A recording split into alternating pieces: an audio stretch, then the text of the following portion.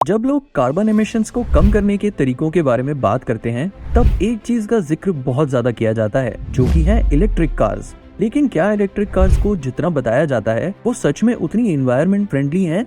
तो आज हम इसी के बारे में बात करने वाले हैं, टाइप्स ऑफ एमिशंस। इसे समझने के लिए हमें ये जानना पड़ेगा कि एक कार कितने तरह से कार्बन एमिशन करती है। तो आमतौर पर एक कार दो तरीकों से कार्बन एमिट करती है, एक टेल पाइप और दूसरा life time. Tell pipe emission car के एग्जॉस्ट से रिलीज होने वाला कार्बन है और लाइफ टाइम एमिशंस कार को मैन्युफैक्चर करते वक्त रिलीज होने वाले कार्बन को कहा जाता है। तो इलेक्ट्रिक कार्स में रिलेटिवली टेल पाइप एमिशंस एक कन्वेंशनल फ्यूल कार से कम होता है, क्योंकि यूज करते वक्त कार से किसी तरह का मैटर रिलीज नहीं किया जाता, लेकिन उन्हें चार्ज करना पड़ता है। और अगर चार्जिंग स्टेशंस को इलेक्ट्रिसिटी किसी कोल पावर प्लांट से मिल रही हो तो वो पोल्यूशन भी इंक्रीज हो जाता है। लेकिन इलेक्ट्रिसिटी का सोर्स ग्रीन भी हो सकता है, जैसे विंड एंड सोलर एनर्जी, जिसमें कोई पोल्यूशन नहीं होता, रिसोर्सेज। लेकिन बड़ी प्रॉब्लम ये है कि ईवीज को मैन्युफैक्चर कैसे किया जाता है। एक इलेक्ट्रिक कार को मैन्युफैक्चर करने का one of the most important part है उसकी बैटरी, जिसको बनाने में दो मिनरल्स यूज होते हैं, जो कि है लिथियम और कोबाल्ट। और इन दोनों के एक्सट्रैक्शन में water pollution, air pollution, habitat destruction और ग्राउंड स्टेबलाइजेशन बहुत ज्यादा होता है। 1 टन लिथियम एक्सट्रैक्ट करने पर 5 से 15 टन कार्बन बनता है। कोबाल्ट माइनिंग में चाइल्ड लेबर भी इंक्रीज हुआ है। ऑन रोड आने से पहले एक टेस्ला मॉडल 3 किसी फ्यूल वाली टोयोटा से 65% ज्यादा कार्बन एमिशन कर चुकी होती है, जो कि कैलकुलेट करने के बाद 30,000 आउंसेस होता है।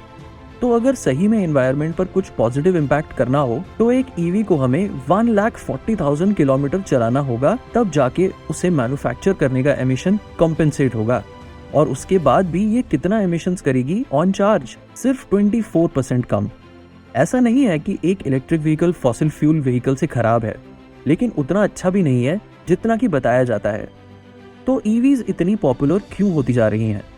ऐसा है कि एक ईवी को बनाने के लिए काफी इंटेंस मिनरल एक्सट्रैक्शन, असेंबली और मैन्युफैक्चरिंग करनी पड़ती है, जिससे नई जॉब्स आती हैं और अल्टीमेटली इकोनॉमी को एक अच्छा पुश मिलता है। अडेप्टेशन। प्रॉब्लम ये नहीं है कि कार कौन सी है, बल्कि प्रॉब्लम है कार डिपेंडेंसी की। शॉर्ट डिस्टेंसेस तक जाने पर भी कार्स को यूज करने का एक बड़ा इशू है।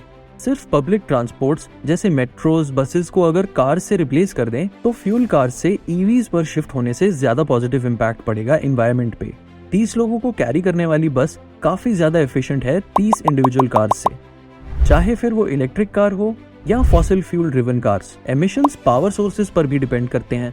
फॉर एग्जाम्पल, अगर आप कोई ईवी नॉर्वे में चला रहे हो, जहां most of the electricity hydro electric dam से आती है, तो आप लोअर कार्बन एमिशंस कर रहे हो। जबकि वहीं अगर वो कार चाइना में चलाई जा रही है, जहां most of electricity coal power plant से आती है, तो आप एनवायरनमेंट में ज्यादा कार्बन फैला रहे हैं।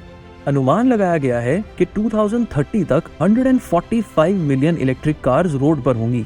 तो बजाय इसके कि हम बेटर बैटरी सोल्यूशंस की वेट करें, हमें दूसरे विकल्पों पर ध्यान देना चाहिए, जैसे शॉर्टर डिस्टेंसेस तक जाने के लिए साइकिल्स और लार्जर डिस्टेंसेस जाने के लिए पब्लिक ट्रांसपोर्ट यूज करना। इस सोच के साथ हम लोग लॉन्ग टर्म के लिए हमारी हेल्थ और एनवायरनमेंट पोल्यूशन दोनों को टैकल कर सकते हैं। तो जहां हो सके अपनी कार जर्नीज को कम करें। मिलते हैं आपको ऐसे ही एक और इंटरेस्टिंग टॉपिक के साथ। तब तक के लिए गुड बाय।